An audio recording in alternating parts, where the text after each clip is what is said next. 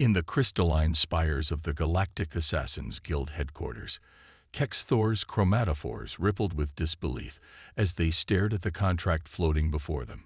The holographic display showed a single image. Ambassador Sarah Chen, Earth's first representative to the Galactic Council, their primary target. This must be a mistake. Kex-Thor's voice modulator vibrated with uncertainty. They were the Guild's most accomplished assassin, with a perfect record across 17 star systems and 42 species. But humans? The mere thought sent shivers through their auxiliary nervous system. Guild Master Vexra's tentacles twisted in annoyance. The contract is legitimate, Kex-Thor. The payment is triple your usual rate. Why do you hesitate? Kex-Thor's outer membrane shifted to a deep indigo, a sign of deep distress among the Exarillion species. Master, with respect, have you actually studied humans? Their physiological resilience defies logic. They're pre-FTL primitives, Vexra dismissed, their crystalline form catching the light of the twin suns setting outside. They haven't even terraformed their moon. Primitives. Kex-Thor activated their neural interface, projecting footage they'd collected during their initial research. Watch this, Master. The projection showed humans performing what they called extreme sports. Beings deliberately jumping from orbital platforms with nothing but thin fabric to slow their descent. Others climbing frozen mountains without environmental suits, their bodies somehow adapting to oxygen deprivation that would kill most species.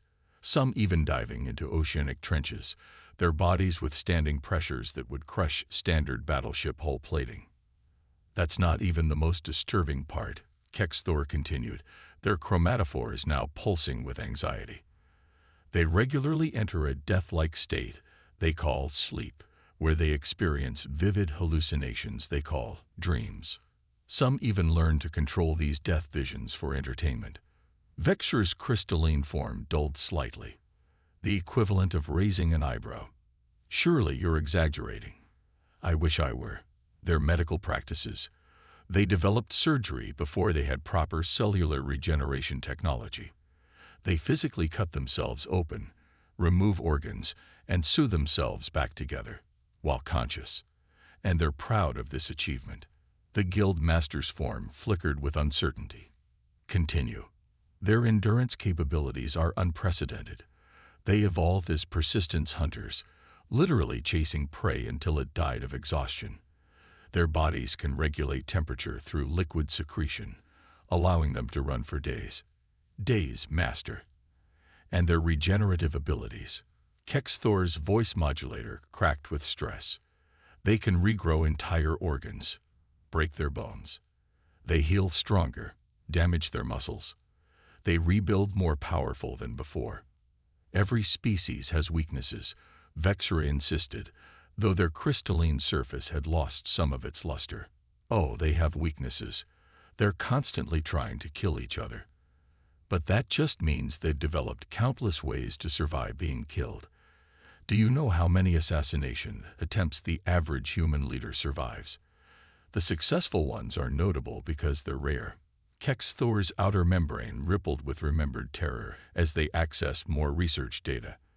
They deliberately ingest neurotoxins, alcohol, caffeine, capsaicin, for pleasure. Their pain tolerance is off any known scale, and their emotional responses, completely unpredictable. They form deep bonds with non-sentient species, risk their lives for abstract concepts like justice, and can switch from peaceful cooperation to berserker rage in seconds. The Guild Master's form had become notably clouded. The contract remains, Kex-Thor. Find a way. As Kex-Thor left the chamber, their chromatophores settled into a pattern of grim determination. They would study humans further, but not to fulfill the contract. Something larger was at play here. Why would someone want to assassinate Earth's ambassador now, just as humans were taking their first steps into the galactic community? The answer, Kex-Thor suspected, would prove even more terrifying than humans themselves. The observation pod's camouflage field hummed softly as Kex-Thor watched Ambassador Chen's diplomatic compound from orbit. After 3 planetary rotations of surveillance, their confusion had only deepened.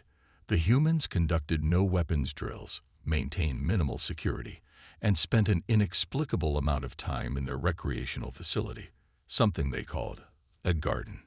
Their research hadn't prepared them for the reality of human behavior. The ambassador regularly jogged around the compound's perimeter each morning, completely exposed. It made no tactical sense. Kexthor's chromatophores shifted to a contemplative green as they adjusted their pod's trajectory for a closer look. That's when everything went wrong. A proximity alarm screamed. Kexthor's membrane pulsed with shock as they registered a small craft approaching at impossible speed. Their stealth field was active. Nothing should have detected them. Yet the craft adjusted course directly toward their position. Unidentified vessel. This is Earth's security vessel Sierra 9. A calm voice transmitted on all frequencies. Your cloaking technology is impressive, but your heat signature is visible to our infrared scanners.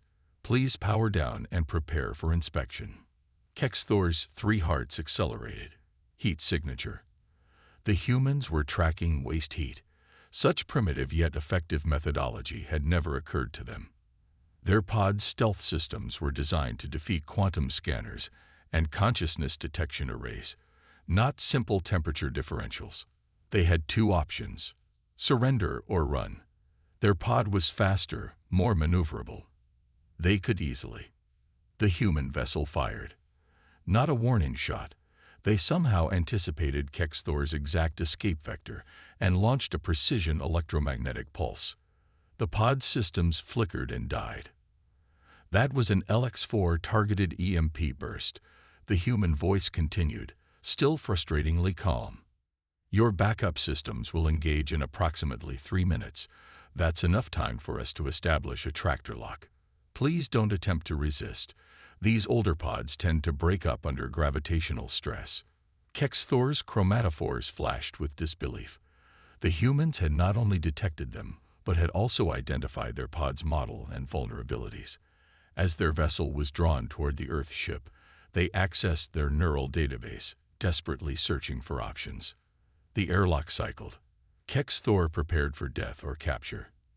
Instead, a single human female entered. Ambassador Chen herself. She wore no armor, carried no visible weapons, just a steaming container of what Kexthor's sensors identified as the stimulant coffee. "I believe we should talk," she said, sitting casually across from them. "You've been watching my compound for 3 days. If you wanted me dead, you've had dozens of opportunities. So either you're the worst assassin in the galaxy, or something else is going on." Kexthor's outer membrane rippled with shock. "You knew I was here the entire time." "Of course." She took a sip from her container. "We've known about the Assassin's Guild contract since before it was issued. The question is, why did you hesitate? You're not even afraid." Chen smiled. "Should I be? You're fascinated by us. I've read your research queries to the Galactic Database. Very thorough, by the way. But you've missed something crucial about humans." "What could I possibly have missed?" "I studied your biological resilience, your technological adaptability, your terrifying medical practices." "You've studied how we survive," Chen interrupted. "But you haven't grasped why we survive. Every trait that horrifies you, our adaptability, our persistence, our willingness to modify our own bodies, comes from something deeper, something that makes us truly dangerous." Kexthor's chromatophores pulsed with curiosity despite their fear. "What?" "Hope," Chen said simply. "Everything we do, from running marathons to performing surgery to exploring space, comes from our belief that we can be better, do more, go further. We don't just endure, we aspire." She leaned forward.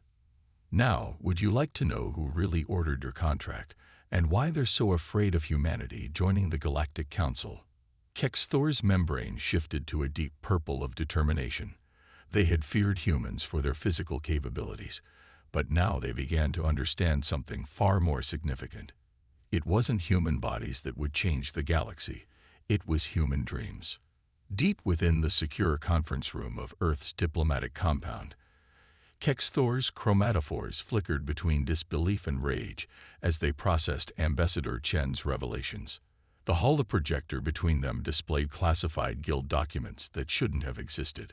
The consortium of elevated species, Chen explained, gesturing to a list of names that made Kexthor's membrane ripple with recognition.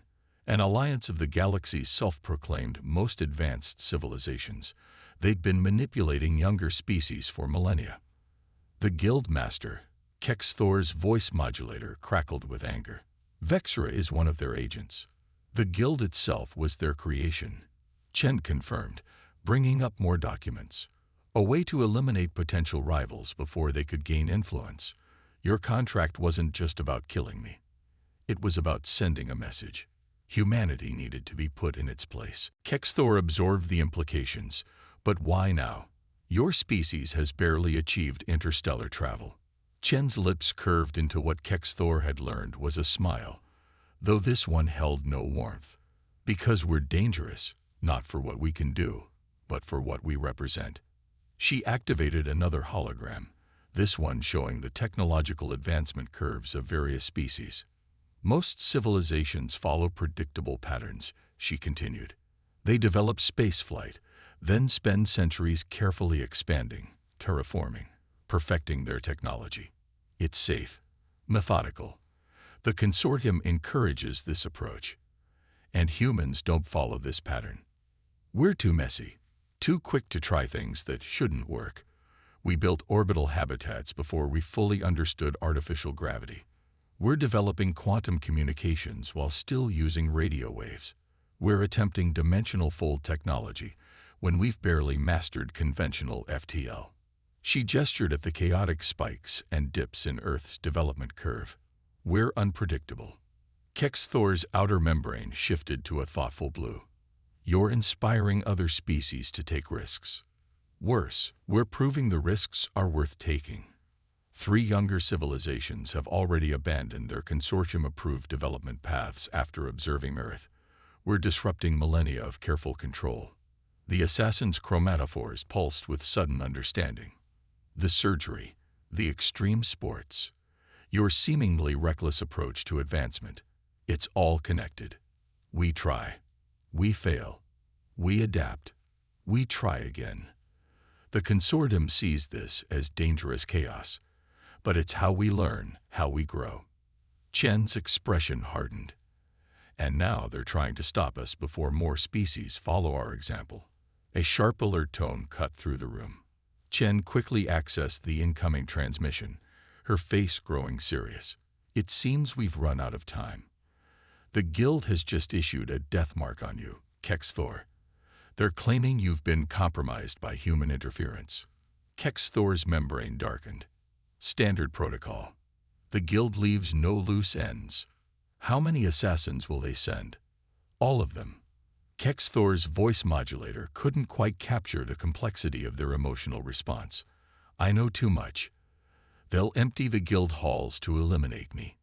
Chen's smile returned, and this time it held an edge that made even Kexthor's warrior culture seem tame by comparison.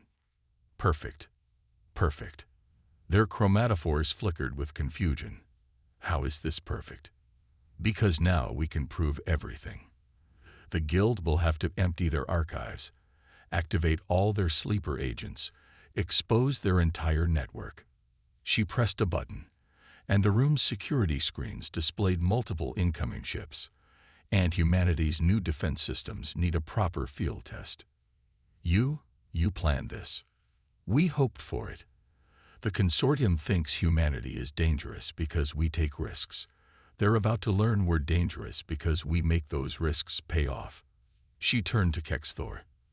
That is, if you're willing to help us spring the trap. Kexthor's membrane shifted through a rainbow of colors before settling on the deep crimson of decision. They had feared humans for their physical resilience, then respected them for their aspirations. Now they were witnessing something even more remarkable. The ability to turn apparent chaos into calculated advantage. The guild teaches us to strike from shadows, they said, their voice modulator humming with newfound purpose. Perhaps it's time they learned what it means to face an enemy in the light. The Earth Compound's command center hummed with activity as Kexthor watched humans prepare for battle in ways that defied all conventional military doctrine. Instead of fortifying their position, they were deliberately creating weaknesses in their defenses. Rather than activating their most advanced weapons, they were powering down systems and switching to primitive alternatives. "You're intentionally making yourself vulnerable," Kexthor observed, their chromatophores pulsing with a mix of anxiety and fascination. "We're making ourselves look vulnerable," corrected Commander Santos, the head of Earth's security forces. Her fingers danced across holographic controls as she continued dismantling their outer defenses. "The Guild expects us to respond with our most advanced technology. They'll have countermeasures prepared for everything they think we might do." "So you're doing what they think you can't do." Kexthor's voice modulator hummed with dawning understanding. Ambassador Chen nodded, studying tactical displays. "The Guild has spent years analyzing our capabilities. They know about our plasma weapons, our quantum shields, our eye-targeting systems, but they've dismissed everything they consider obsolete." The first wave of Guild assassins appeared on their sensors, 15 ships, each carrying the deadliest killers in the galaxy. Kexthor recognized the formation. "They're using a parallel strike pattern. It's unstoppable with your reduced defenses. Unless you're expecting it." Santos grinned, an expression Kexthor had learned could mean either friendship or imminent violence. "Ambassador, shall we show our friend why humans never completely abandon projectile weapons?" Chen's answering smile was equally disconcerting. "Railguns online." Kexthor's membrane rippled with shock as hidden panels across the compound's exterior slid open, revealing row upon row of what appeared to be primitive magnetic accelerators. "Those are technically obsolete," Chen finished. "No energy signature for them to detect. No shield frequencies to counter. Just good old-fashioned kinetic energy. The Guild ships, their own advanced shields optimized for energy weapons, never stood a chance against the hypersonic slugs that shredded their formations. But Kexthor knew this was just the beginning. "Second wave incoming," they reported, accessing the tactical network through their neural interface. "They're adapting, switching to dispersed approach vectors." "Right on schedule," Santos confirmed. "Time for Phase 2. Ambassador." Chen pressed a series of commands, and suddenly all of the compound's systems went dark. Even Kexthor's biosensors registered nothing but empty space where the building had been. "What did you?" "Quantum void technology," Chen explained as the Guild ships circled in confusion. "Another primitive system we were supposed to have abandoned. Creates a bubble of absolutely nothing. No energy readings, no mass, no trace we exist at all." "But you can't maintain a void field for more than a few minutes," Kexthor protested. "The energy requirements." "Unless," Santos interrupted, "you don't try to maintain it at all. Watch." The void field collapsed in a carefully calculated sequence, creating a cascade of quantum distortions that turned the very fabric of space into a weapon. 3 more Guild ships vanished into temporary pocket dimensions, their crews trapped in moments of frozen time. But the Guild hadn't become the galaxy's premier assassination force by being predictable. The remaining ships launched waves of autonomous hunter-killers, microscopic robots that could penetrate any defense and eliminate their targets at the cellular level. "Nanites." Kexthor's voice modulator crackled with genuine fear. "Billions of them." Chen remained eerily calm. "Commander, if you would." Santos activated what looked like an antique radio transmitter.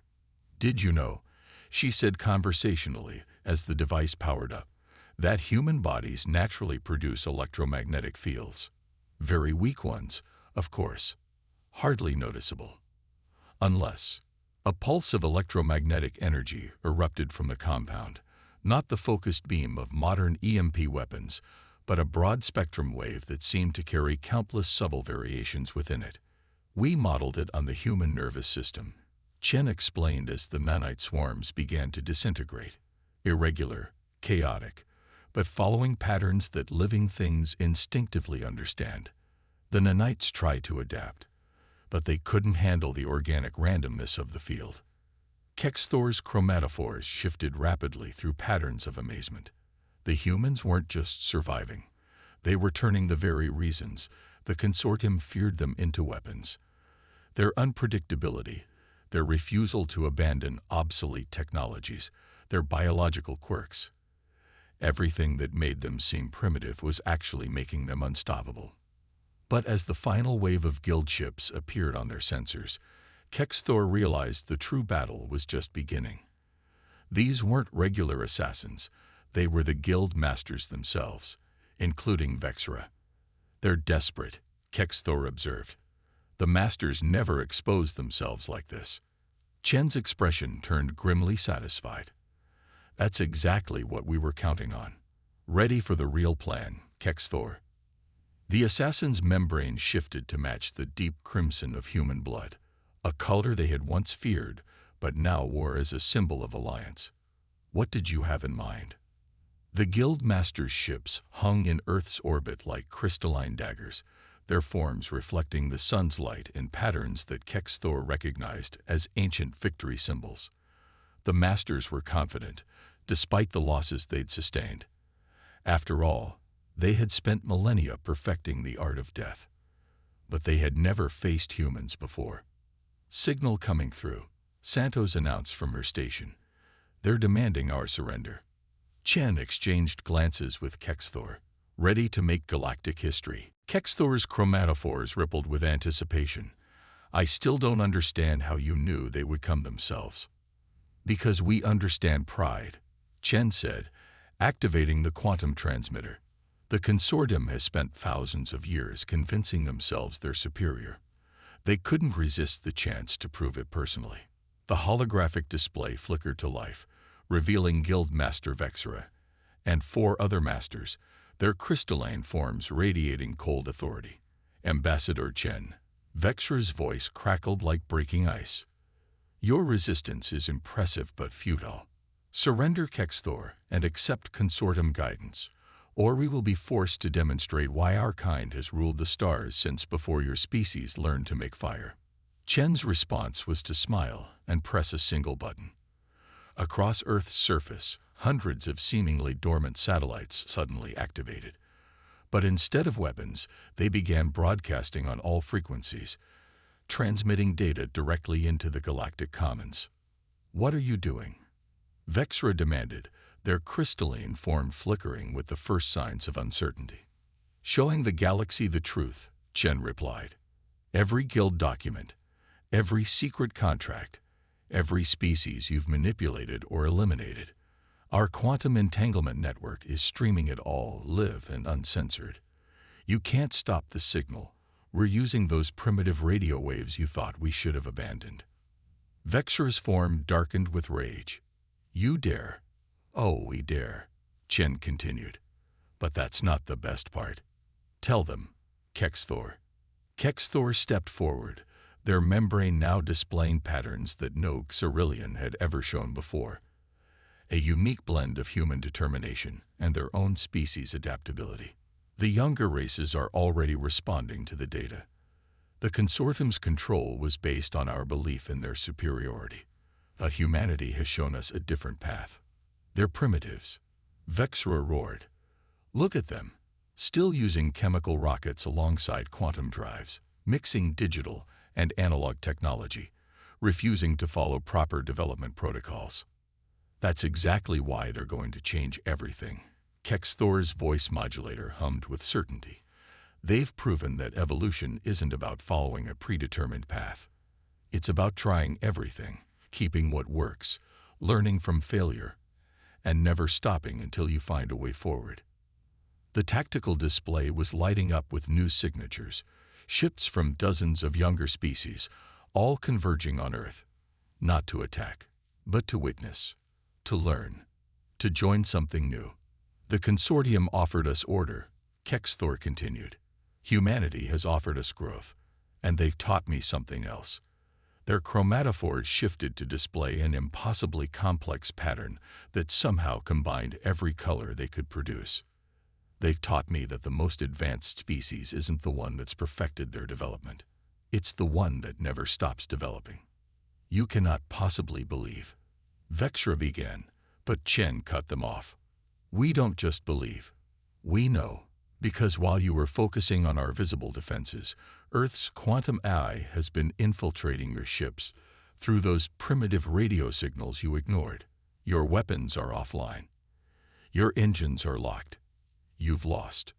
The Master's forms flickered with impotent rage as they realized the truth. Their own prejudices, their dismissal of anything they considered beneath them, had become their weakness. The consortium is finished, Chen declared.